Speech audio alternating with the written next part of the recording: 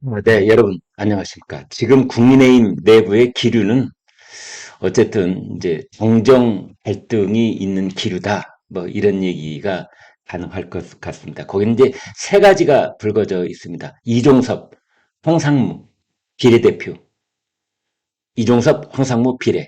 이제 이 세 가지가 어떻게 물꼬를 트느냐에 따라서 이제 이 일이 스무스하게 넘어갈 수도 있고 좀 파열음이 날 수도 있고 한데 그동안 사실은 국민의힘 너무 조용했죠. 국민의힘과 그리고 이제 용산 대통령실 서로 이제 케미가 탁탁 맞아서 그렇게 될 수도 있지만 때로는 사람 일이 어떻게 그렇게 됩니까? 친형제끼리 일을 해도 뭔가 다툼이 일어나기 마련인데요. 이제 그래서 어느 정도의 이 텐션, 이거는 긴장감, 이건 필요한 것 아니냐, 이제 이런 얘기도 나오고 있고 그러는데 그 모든 것은 지지율로 수렴합니다. 그렇습니다. 이제 수도권, 서울, 이제 이런 곳에서의 그 국민의힘, 그리고 국민의힘 후보들, 그러니까 정당 지지율과 각각 격전지에서의 후보 지지율, 이제 이게 바로미터가 돼서 그걸 보고 지금의 이 정도의 텐션이 오히려 도움이 되는지, 마이너스인지, 이제 딱 숨겨 남았거든요. 이제 그걸 다 정밀하게 보고 있는 겁니다. 그래서 국민의힘에서는 이제 싱크탱크가 아마 각 지역구별로, 선거구별로, 그리고 정당 지지율, 이거를 거의 매일같이, 어쩌면 하루에도 오전, 오후로 나눠서 정밀하게 체크를 하고 있다. 이렇게 보면 되겠습니다. 먼저, 이 이종섭 호주 대사죠. 참, 이분도 지금 사정이 정말 어떻게 보면 참 복잡하고 딱하게 됐어요. 그죠? 해병대 채모 상병 사망 사건과 관련해서 이제 수사 외압을 넣었다 이렇게 의혹을 받고 뭐 야당에서는 특검을 당론으로 정하고 지금 그러고 있는 상황인데 이제 이것에 대해서 국민의힘 당 지도부는 즉각 규국을 해라 좀 자진해서 이제 이런 거고 그 다음에 용산 대통령실에서는 야 무조건 와가지고 기다리는 거는 그거는 매우 부적절하다 이런 입장인 거죠. 그 다음에 이제 언론인 뭐 회칼 테러 발언 이 발언 자체는 매우 부적절합니다만 이것을 이제 사퇴할 정도냐 아니냐 이걸 지금 따지고 있는 건데요. 황상무 시민사회 수석 1988년에 있었던 그 중앙경제신문 사회부장 을 당시 정보사령부 사람들이 와서 그때 엉덩이에 칼침을 놓은 적이 있습니다. 아침 한 7시쯤 그 무렵에 일어난 사건인데요. 28년이면 지금부터 몇 년 전입니까? 36년 전이네요. 그죠? 근데 그때 일을 왜 지금 다시 끄집어 올려서 그것도 요즘 기자들한테는요, 엠바고 그런 거 없습니다. 근데 마치 엠바고가 있는 것처럼 하면서 그것도 MBC 기자가 그 자리에 있는데 MBC를 지칭을 했다고 그러죠. 그러면서 가만 안 놔둔다. 서투른 짓 하면은 가만 안 놔둔다. 뭐 이런 뉘앙스로 얘기를 했던 것 같아요. 이제 이게 지금 말꼬투리가 돼서 굉장히 시끄럽습니다. MBC는 아마 지금 전사적으로 물러나지 않겠다 뭐 이런 걸 하고 있는데 용산 대통령실하고 MBC는 지금 최악의 상태에 있지 않습니까? 이제 이런 상황 속에서 이 문제가 어떻게 될지 이제 아까도 말씀드렸지만 이 문제가 용산 대통령실과 MBC의 문제가 아니고 전체적으로 총선 국면에서 수도권과 서울의 유권자들의 표심에 어떤 영향을 미치고 있는가 이게 이제 핵심 포인트입니다, 여러분. 핵심 포인트 정당 지지율 각 선거구의 그 후보 지지율 이것의 그 오르내림을 보는 거죠. 물론 그거에 그냥 하루가 멀다 하고 그런 일이 있을 때마다 손바닥 뒤집듯 이렇게 또 뭐 흔들리고 그럴 필요는 없겠지만 그러나 선거대책위원회, 국민의힘 선거대책위원회는 아주 민감하게 반응할 수밖에는 또 없는 것 아니냐. 이제 그래서 그 한동훈 비대위원장이 이종섭 대사는 좀 두라라, 바로 두라라. 그래서 공수처에 가서 소환장이 있든 없든 뭔가 좀 제스처를 좀 취해라. 바로 좀 들어와 있다가 그러다가 사정 봐서 또 다시 나갈 수도 있고 아니면 제일 깔끔한 거는 이종석 대사가 뭐 사퇴를 호주 대사 정무적 부담을 드리지 않기 위해서 대통령에게 또는 그 집권 여당에 부담을 주지 않기 위해서 사퇴한다. 이렇게 되면은 그냥 모든 것이 다 이렇게 좀 풀릴 수 있는 것 아니냐. 황상무 시민사회 수석도 버티고만 있지 말고 나가는 것이 좋지 않느냐. 이제 이런 생각을 한동훈 비대위원장은 갖고 있는 거고 그걸 노골적으로 이제 이야기를 한 겁니다.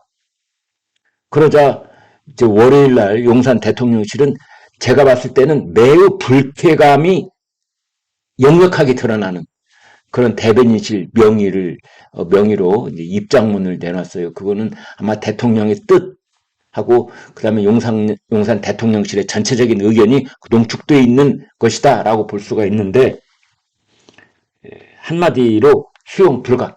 한동훈 비대위원장의 뜻을 받아들일 수 없다. 오히려 좀 이렇게 발로 걷어차는 그런 느낌마저 주고 있었습니다. 그러던 차에 이제 어제 오후에 국민의힘 이제 비례대표 후보들 명단이 나왔는데 순번까지 다 나왔죠. 이것이 그 친윤석열계 그 핵심이라고 할 수 있는 이철규 의원이 이렇게 말했습니다. 당을 위해 헌신해온 분들에 대한 배려가 전혀 없다. 찾아보기 힘들다. 뭐 이런 얘기도 하고 있습니다. 지금 그래서 여기에 대해서도 너무나 그 한동훈 위원장의 뜻이 많이 반영된 것 아니냐. 그래도 용산 대통령의 뜻이 어느 정도는 거기에 적절한 그 비율로 같이 좀 이렇게 소화가 됐어야 되는데 너무나 한동훈 비례대표 후보들로 돼 있는 것 아니냐. 그래서 지금 친윤계가 이래저래 지금 이만저만 불만이 있는 게 사실은 아닙니다. 그것을 이철규 의원, 친윤 핵심 이철규 의원이 이제 총대를 메고 바로 어제 저녁에 입장문을 내서 지금 그것 때문에 국민의힘 내부적으로는 아주 시끄럽습니다. 그래서 이제 한동훈 의원, 그러니까 이렇게 보시면 됩니다. 용산 대통령실이 자, 호주에 가 있는 이종섭 대사, 별 문제 없는 것 같아. 황상무, 본인이 진정성 있게 사과를 했으니까, 자, 됐죠? 했는데, 일요일 날 한동훈 비대위원장이 아니다. 이종섭 빨리 귀국해라. 황상무 물러나라. 결단 내려라. 거취 결단. 이렇게 딱 얘기를 한 겁니다. 월요일 날 용산 대통령실이 불쾌감을 잔뜩 머금은 입장문을 딱 내면서 한동훈 위원장의 요구를 수용 불가 딱 걷어찬 겁니다. 이제 그리고 국민의힘의 미공개 이제 비상대책위원회가 열렸는데 여기에서 한동훈 위원장이 우리의 입장은 변함이 없다. 이종섭 귀국하라. 황상무 물러나라. 우리 입장은 그대로 간다. 그대로 간다. 입니다. 그러니까 오늘 아침 신문들이 다 갈등이다. 이렇게 말하지 않을 수가 없는 거죠. 뭐 안철수, 나경원 공동선대위원장들도 한마디씩 했더라고요. 다 한동훈 비대위원장하고 같이 괴를 같이 하는 그런 의견들을 내놓고 있습니다. 빨리 결단 내려라. 이종섭, 그 다음에 이제 황상무. 사실은 대통령한테 대놓고 얘기하는 건 아니지만 이제 이종섭과 황상무한테 야, 너희들이 좀 스스로 알아서 하면 안 되냐. 대통령이 꼭 눈치를 보고 지시를 받아서 움직이려고 하지 말고 자진 사퇴를 하면은 대통령의 그 명분도 대통령대 체면도 살고 한동훈 위원장 체면도 살고 양쪽을 다 살리는 길인데 그래서 훗날을 도모할 수도 있는 것 아니냐라는 것일 테고 이종석과 황상무는 야 훗날이 어디가 있어 여기서 한번 떨려 나가면 언제 또 돌아올 수 있을지 그 누가 알겠어 이제 이러는 것일 수도 있는 거지요. 이동관 방통위원장 봐라. 자진해서 사퇴한 다음에 불러주는 사람 누가 있어? 이동관 방통위원장. 뭐 어디 이름 나오는 거 봤어? 잊혀진 이름이 되잖아. 그런 생각을 할지도 모릅니다. 지금 이제 이런 상황인데요. 그 다음에 여기에 나온 얘기가 이게 또 있습니다.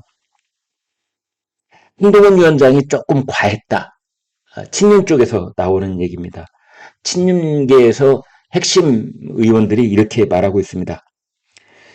대통령실에서는 사실은 이종섭 대사에 대해서 자진 사퇴를 하는 방식으로 해법을 마련하고 있었는데 한동훈 위원장이 갑자기 즉각 교육하라 이렇게 촉구를 하는 바람에 오히려 대통령실에서 뜨악 스텝이 꼬이고 말았다.